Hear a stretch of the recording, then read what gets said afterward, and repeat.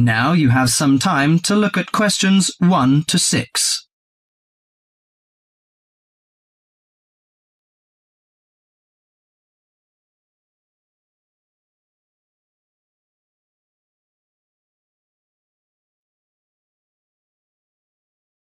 Listen to the conversation and answer questions 1 to 6. Good morning, Country Comfort Albury. Oh, hi. I'd like some information, please. I'd like to find a double room to stay for the weekend. What kind of rooms do you have? Well, we provide a variety range of accommodation depending upon your likes. The guest house room costs $45 per night.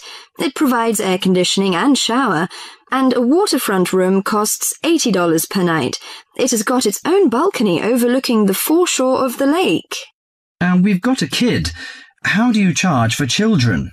Extra bedding is available if you require that.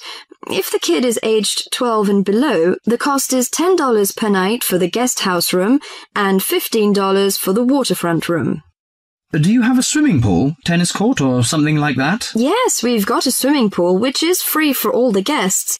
But the tennis court charges $8 each hour, including the rent of rackets. How about other facilities?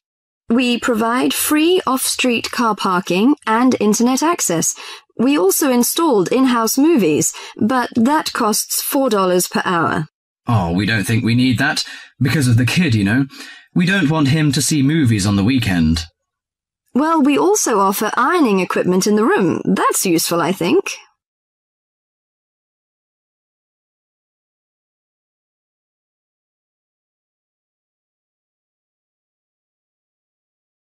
Before listening to the rest of the conversation, you have some time to go through the questions 7 to 10.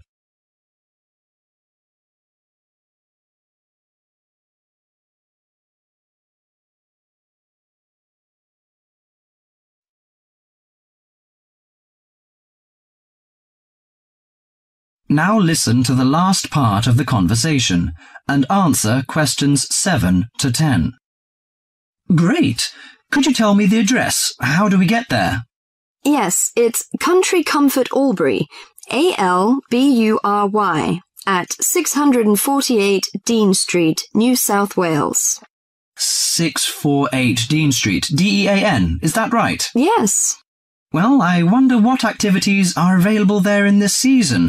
You know, we want to have an indulgent weekend in the boring winter. Oh, you'll not get bored here. You know, Albury is the perfect base for alpine skiing. Besides that, winter's frosty alpine air encourages walks through mist-laden valleys. You can walk alongside rushing streams and waterfalls. After returning to the warm and comfortable lounge, you can sit by the open fire. I think this is the ideal time of year to nourish your body at the Salus Spa. The idea of skiing doesn't appeal to me very much, but it sounds good to have a relaxing walk through the valleys. Maybe after that, I'll have a massage and some soaking in the spa. And you know, this hotel is perfectly located in a quiet position off the main highway in central Albury. It's within walking distance of licensed clubs, restaurants, shops, and the central business district. It's known for its excellent cuisine and warm Australian hospitality. Good. It's a good idea to taste the tasty dishes in one of the restaurants. My wife may be interested in shopping. She's always keen on that. I think I'll contact you later. Thank you very much. That is the end of part 1. You now have half a minute to check your answers.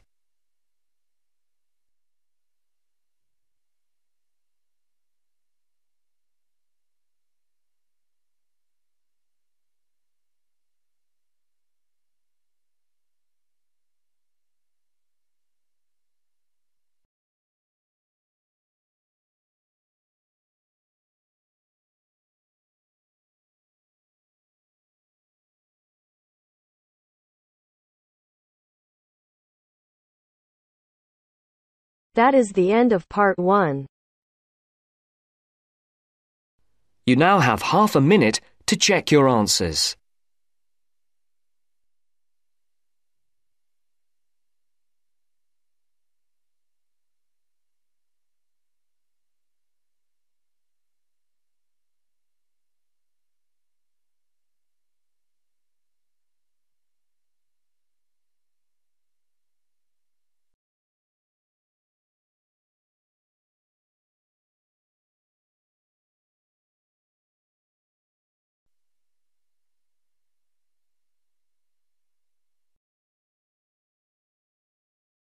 Now turns to Part 2.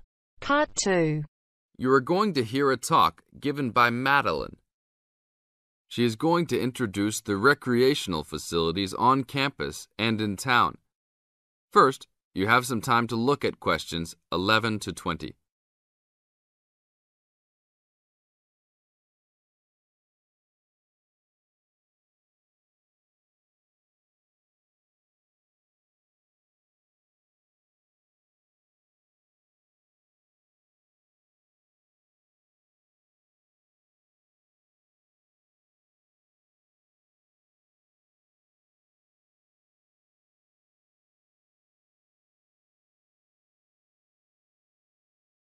As you listen to the talk, answer questions 11 to 20. Well, good morning, everybody. My name's Madeline Stewart, and I'm here to tell you about the recreational facilities available on campus, and also to tell you something about what the town has to offer.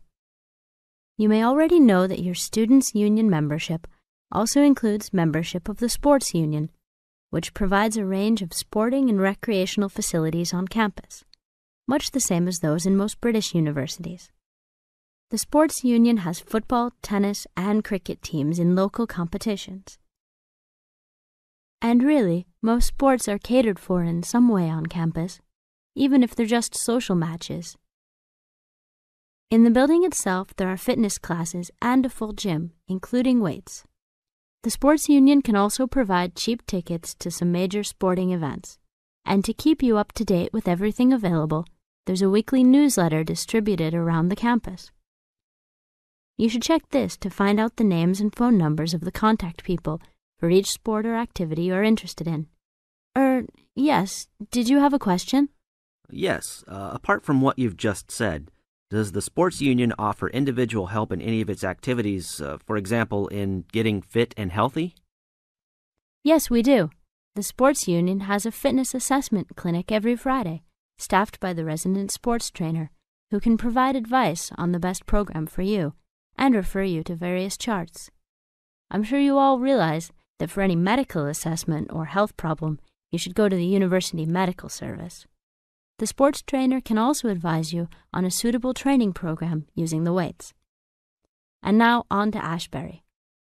For a town of its size, Ashbury has some unusually good leisure and sporting facilities, most of which are near the center of town and easily reached by bus from this campus.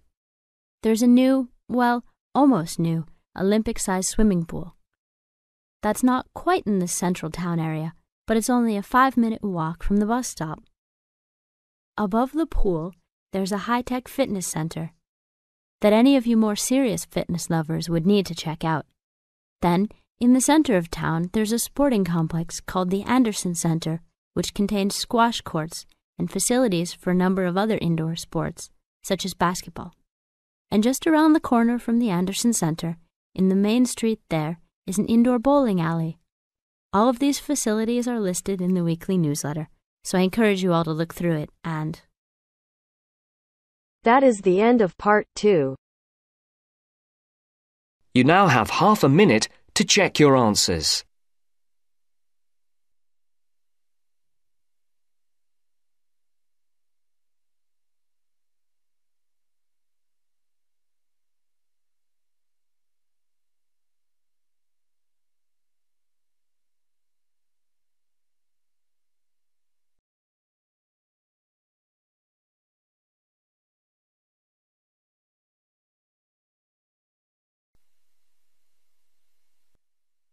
Now turns to Part 3. Part 3. You hear a club leader giving information to a group of young people who are planning to do a 2-week holiday course at the Tamerton Centre. First, you have some time to look at questions 21 to 25.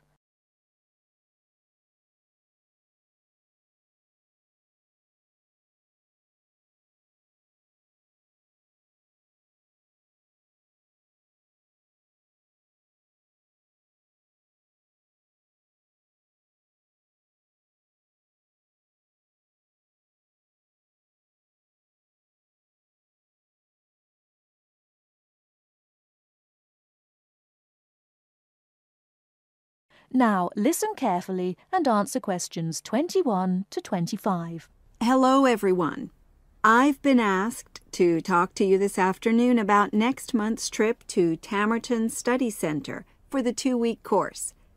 Now, some of the things I'm going to say you may have already heard or read about, but I think it's important to emphasize a few key points. First of all, it's worth reminding you why Tamerton was set up in the first place, in the late 1960s. That was really before all the concern with preserving the environment, which everyone talks about these days. The idea was simply to get people out of the cities and into the country, and to find out that just being outdoors can be very rewarding. This is not going to be a holiday in the usual sense. It's called an adventure course because you'll really be stretched to your limits, but that in itself can be a positive thing. The group I took last year, for example, said that although they actually felt pretty weak and exhausted all the time, it really made them learn a lot about themselves and increased their confidence. And in the end, that's the most important thing. Now, all of you knew about policies at Tamerton before you signed up for it, so you know that in many ways it's quite old-fashioned. You don't have a lot of choice in what you do.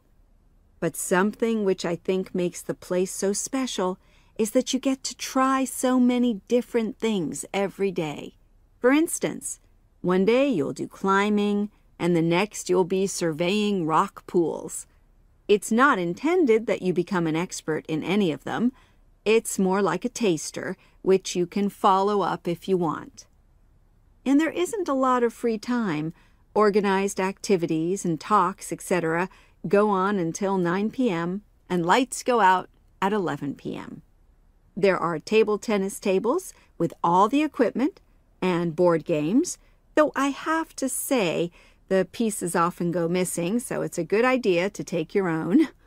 There's a DVD player with a good selection of films suitable for this age group, so don't take yours. Bedtime at 11 p.m. is strictly enforced, and there's a good reason for this.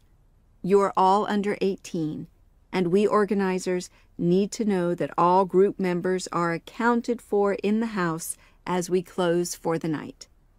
And of course, you'll be so exhausted anyway that you'll be too sleepy to want to cause any trouble. Before you hear the rest of the talk, you have some time to look at questions 26 to 30.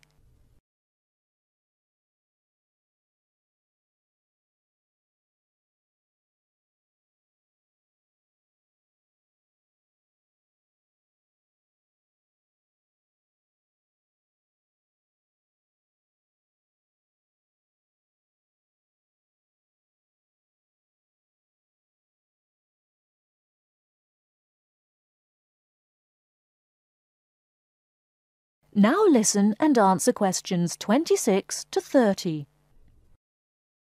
Now, what should you pack? The information sheet tells you a lot about what clothing to bring. But what about other things? Well, Tamerton House has its own small shop, but anything there is several miles away, so you won't have many opportunities for buying supplies.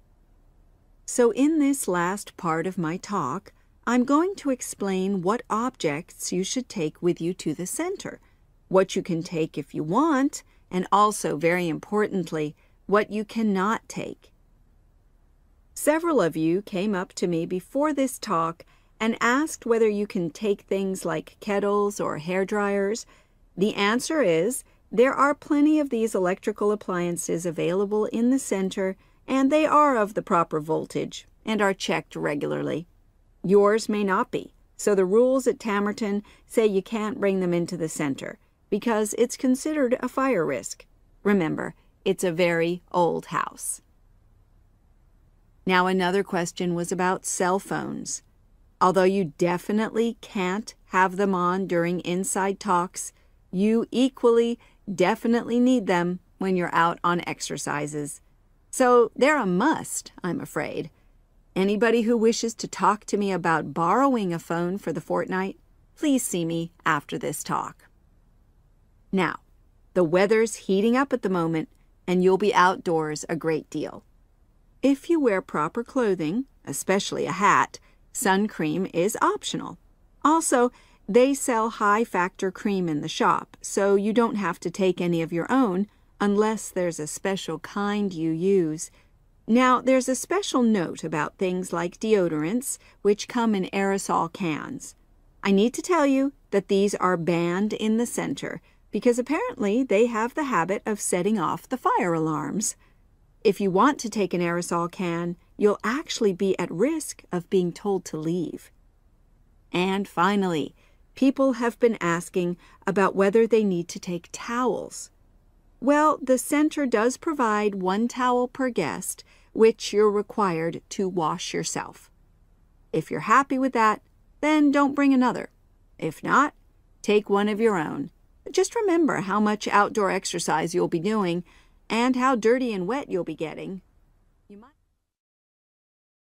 That is the end of part 3. You now have half a minute to check your answers.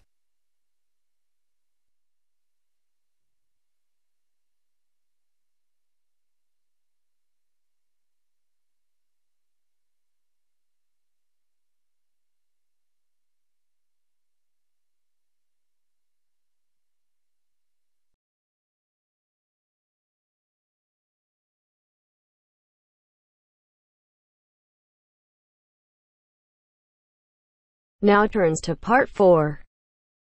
Part 4. You'll hear a lecturer talking to students about sport in Ireland. First, you have some time to look at questions 31 to 33.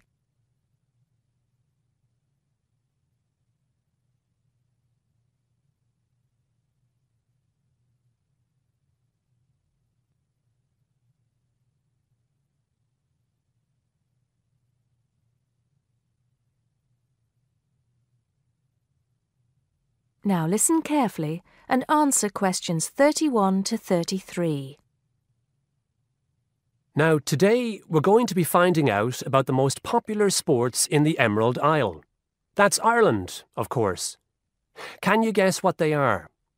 Well, there are these 2 lesser-played games, a form of rounders and Gaelic handball. But we'll start with one which is perhaps over 3,000 years old, arriving in Ireland with the Celts, some claim. That may be a slight exaggeration, but I consider it to be the fastest field game in the world, and it goes by the name of hurling. Well, that's what it's known as in the English-speaking world anyway. So, what do you have to do? You've got 15 players on a team, one of them the goalkeeper. Each one has a stick called a hurley. Here you are. I've brought mine along. Had it since I was at school. This is what it looks like, and basically you have to get this ball, called a sliotar, that's S-L-I-O-T-A-R, so it's not spelt the way it's pronounced. You hit it into the net for 3 points, or you can hit it over the net for 1 point. The goal looks like the letter H, with the net under the crossbar. The goalie has a bigger stick than the others to help keep the ball out. You can also catch the sliotar and run with it for 4 steps maximum, or bounce it on your stick. Is that clear to you all? I'll be showing you a video a bit later, so you can see what a game actually looks like. You might like to think of it as a mixture of lacrosse, hockey, and baseball. Oh, and it's played by women too, but it goes by the name of camogie in that case. Before you hear the rest of the talk, you have some time to look at questions 34 to 40.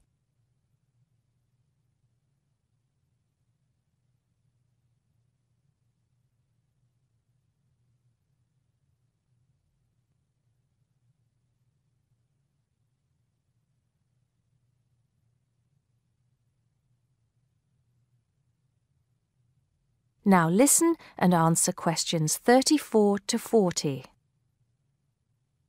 I'll give you a bit of the history, shall I now? Generally, the golden age of the game is considered to be the 18th century. But systematic rules were first agreed and drawn up at that great shrine of learning, Trinity College Dublin, in 1879, founding the Irish Hurling Union, closely followed just a few years later by the formation of the Gaelic Athletics Association. With greater organisation last century, the All-Ireland Hurling Championship got off to a flying start, and I'm proud to say that my own native city of Cork has won more than 20 titles over the years. But then, so have Kilkenny and Tipperary. Is it only played in Ireland? No. Well, it is the only country with a national team at the moment, but you may be surprised to discover there are hurling clubs in London, as well as in America and Argentina, to name just a few. The other game I'd like to take a little time to introduce you to is Gaelic football, which is played on the same pitch as hurling with the same number of players, but there's no net. You just have to get the ball over your opponent's goalposts, and you can do that by kicking or punching the ball. However, you're not supposed to do that to the players, I might add. Imagine it as a combination of soccer and basketball, but in my opinion, it's a more exciting spectacle than either of those. Excuse my bias, if you will. It's also very popular with women. In fact, there are more women's teams than for any other sport. Whether despite or because of the physical contact involved, I wouldn't like to say. They do play a shorter game, 60 minutes, rather than the men's 70. So, let's have a look. If we can have the lights down, I'll see if I can get this technology to work. That is the end of part 4. You now have half a minute to check your answers.